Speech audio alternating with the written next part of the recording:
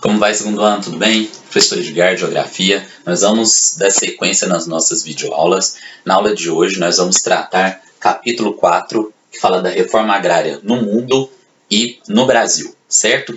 Espero que todos estejam bem, todos estejam em casa, tá? Que Deus possa nos abençoar para passar essa fase crescendo nesse intuito, que é o intuito da escola deste ano, do tempo de crescer, tá? Que possamos compreender as situações, possamos ter entendimento e discernimento em cada momento, que a gente possa desenvolver dentro do que Deus quer, cumprir a agenda dele para a nossa vida, entendendo o propósito e alcançando a sua vontade, realizando sua vontade na nossa comunidade, na nossa sociedade. Essa é a nossa oração de hoje, amém? Vamos para a aula.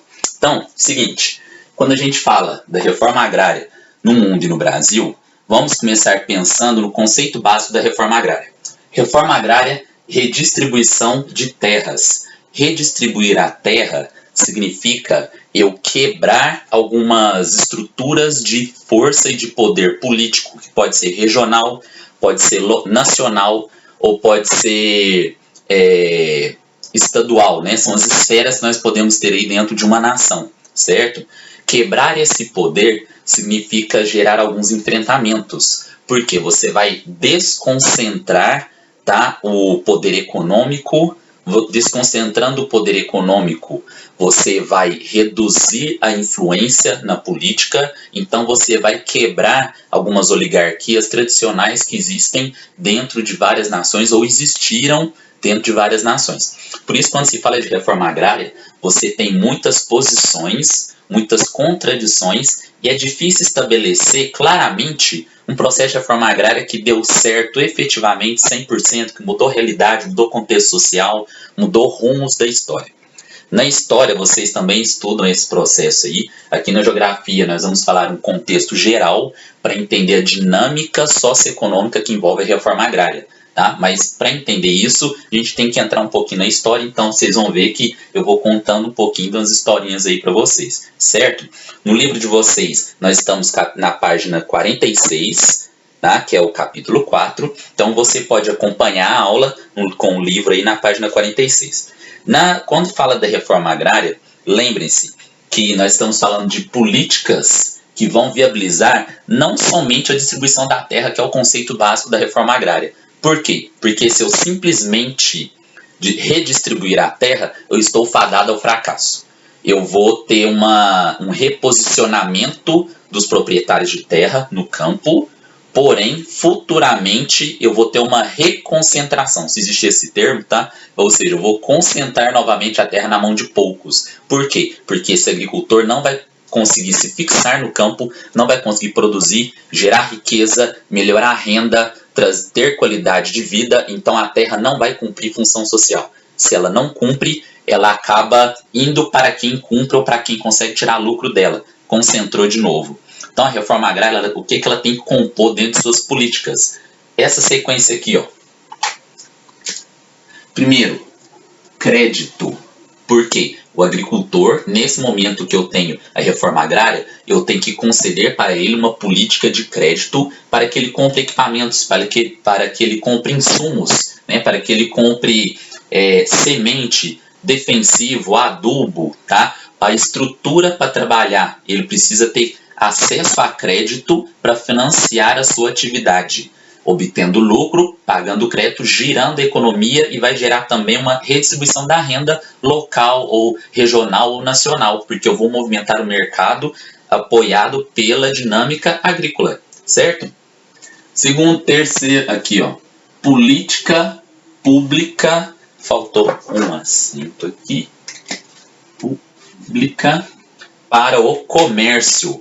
Uma política pública para o comércio, o que nós temos? Eu estruturar uma legislação, tá, de movimentação de mercadorias, de impostos, taxas, tributos, de regras de mercado, para que eu tenha um estímulo, tá, na competitividade, a força de competição dentro desses mercados. Tá? Então essas políticas para o mercado, para apoiar esses pequenos agricultores que serão beneficiados dentro do processo da reforma agrária.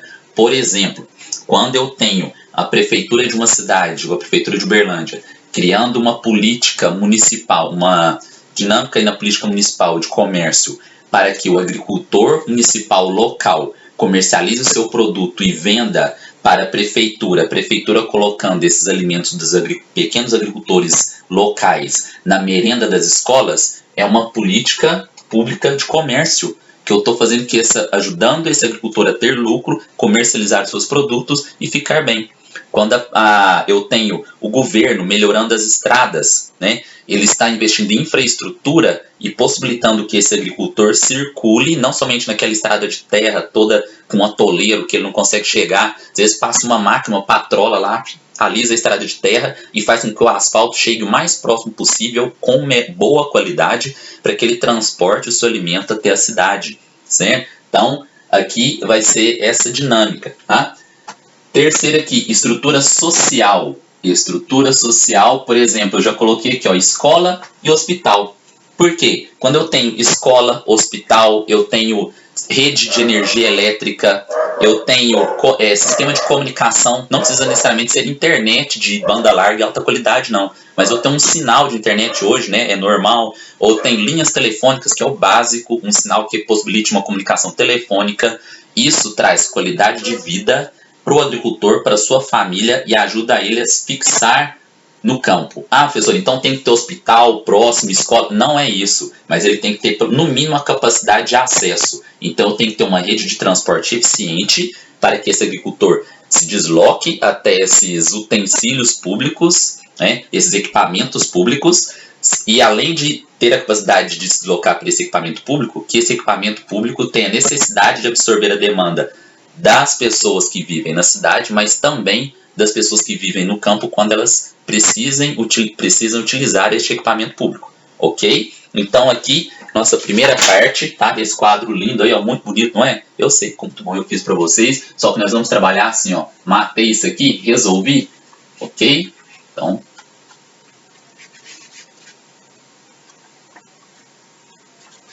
ok, resolvi. Agora o destaque é o quê? Aqui, ó. Vamos reformar aqui. O mundo.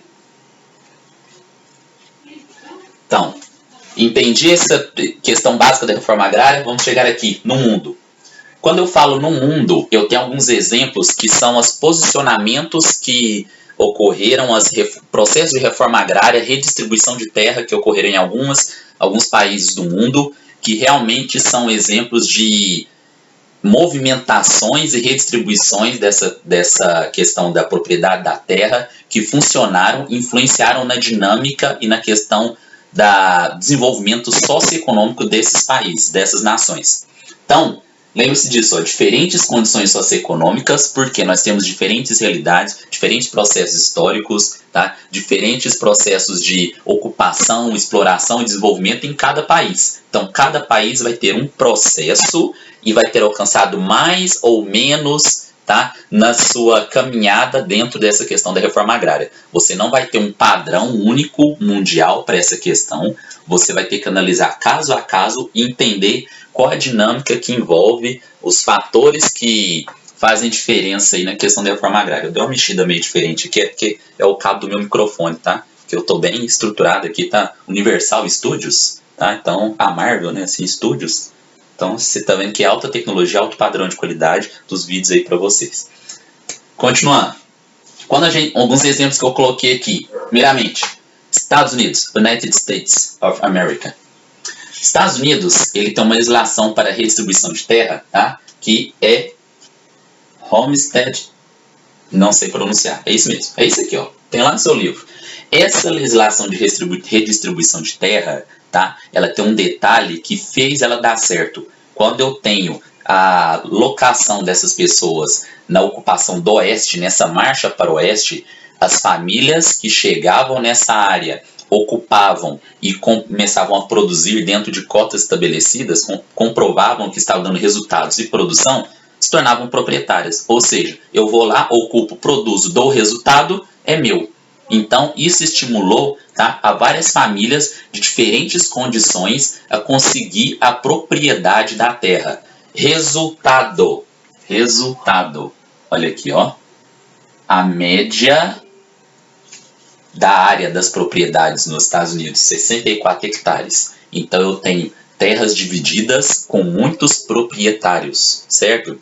Isso fez com que o outro resultado que nós temos hoje foi o processo de estruturação dos cinturões nos Estados Unidos, porque as famílias foram ocupando, foram se especializando e produzindo de acordo com o que era mais vantajoso e dava mais resultado econômico naquela região, que tinha melhor resposta, dependendo do solo, condições climáticas e tudo mais, e deu o resultado dos cinturões nos Estados Unidos que nós estudamos no capítulo anterior, ok? França. A França, quando tem Revolução Francesa, eu tenho um confisco de terras. Esse confisco de terra que ocorreu na França foi um confisco que ele foi realizado o confisco das terras do primeiro e segundo estado, que era o grupo ligado à nobreza, tá? Ao governo aí a burguesia, desculpa, essa burguesia que controlava e detinha grandes áreas. Quando eu tenho confisco, eu tenho uma redistribuição para o terceiro estado, que era a massa mais popular. Essa redistribuição fez com que a França se consolidasse com uma estrutura agrícola de pequenos agricultores. Esses pequenos agricultores, então eu tenho uma média do tamanho da propriedade na França, 55 hectares, certo? Então, redistribuir. E outro exemplo aqui, esse grupo aqui dos três, Japão, Coreia e Taiwan. Japão, Coreia e Taiwan, após a Segunda Guerra Mundial, influenciados pelos Estados Unidos, processo de reestruturação econômica, na revolução que eles tiveram em sociocultural, né, todas as mudanças que eles tiveram na consolidação do capitalismo nesse território, eles também redistribuíram a propriedade de terra. Né? Nessa redistribuição, olha só, hectares, 12 hectares, certo? Ou seja, propriedades pequenas aí, né? Redistribuída com muitos proprietários. Então essa redistribuição, repetindo o que eu já havia falado anteriormente para reforçar, fez com que eu tivesse mais proprietários, tá? Então redistribuir a renda, redistribuir a capacidade de distribuir a geração de riqueza, né, nesses países, dentro do contexto de cada um, do processo histórico de cada um, ok? Matei o mundo? Então, nós vamos ver isso aqui, ó. Mundo, ok? Eu vou deixar isso aqui para vocês entenderem um detalhe que eu quero destacar aqui, ó. Aqui, somente aqui e aqui.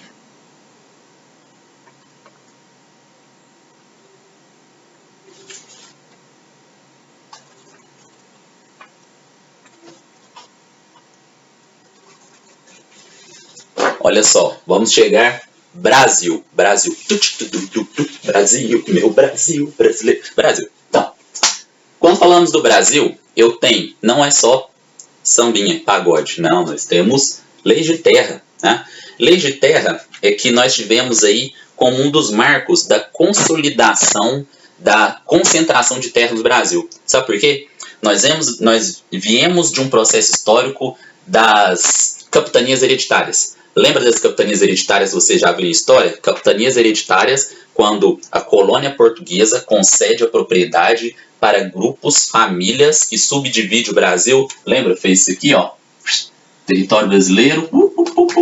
Aqui era do José, aqui era do João, aqui era do Silva, aqui era do Pedro, aqui era do Tito. Pronto, certo? Era assim. Então, essa galerinha aqui ficou dona da faixa toda. E era hereditário, passava para o filho. Então, a concentração fica dentro da minha família, certo? Eu já venho desse histórico. Então, começa a formar coronéis, né, os mandatários de grandes proprietários de latifúndios sem fim. Quando eu tenho a lei de terras, o que essa lei de terra faz? Quem vai ter direito à terra? Doação do Estado ou quem tem grana para comprar?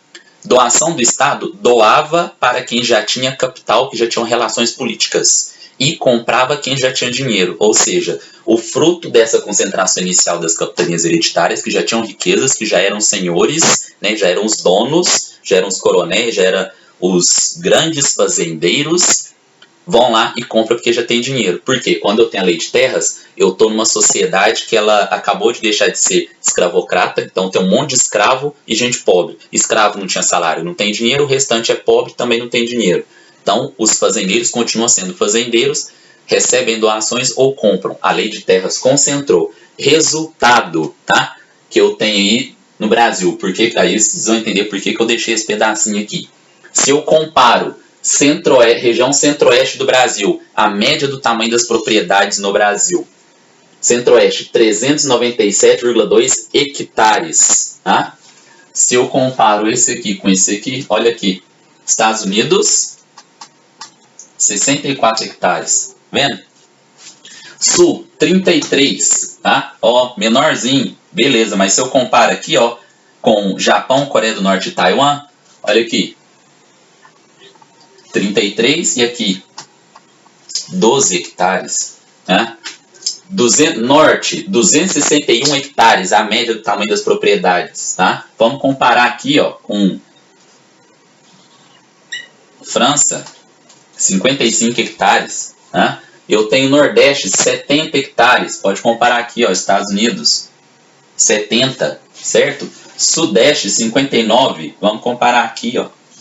Japão, Coreia do Norte, Taiwan, 12 hectares. Você pode fazer N comparações aqui. Em todas elas você vai ver que no Brasil tende a uma concentração. Tá? O único que vai ficar um pouco menor aqui é no sul, mas é uma região muito pequena do Brasil, né? Aqui, nas outras partes que são regiões maiores, territorialmente falando, maiores, concentra mais. Resultado, concentração de terra, concentra renda, concentra riqueza gerada, a relação no campo é uma relação desigual. Eu não estruturo condições de fixação das pessoas no campo. Quando eu tenho lá, você lembra da Revolução Industrial, década de 60, industrialização do Brasil, êxodo rural excessivo, um monte de gente indo para a cidade, desorganiza as cidades, leva a problemas urbanos. Tá vendo que uma coisa vai levando a outra? Mas nós não vamos chegar na questão urbana agora, vamos ficar lá no campo, no rural. Então, no campo, no rural, o que nós temos hoje? Eu enxergo que cidades que se especializaram no campo, a desigualdade nessas cidades é maior. Eu tenho um grupinho muito pequeno, que é muito rico, né? Então, já matei aqui. Aqui eu não preciso mais. Ok? Aqui no Brasil, vamos deixar a lei de terras. Eu não preciso mais, já comparei.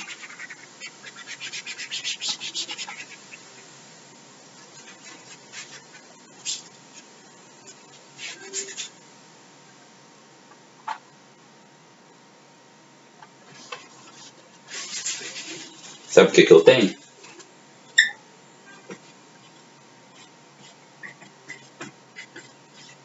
Resultado.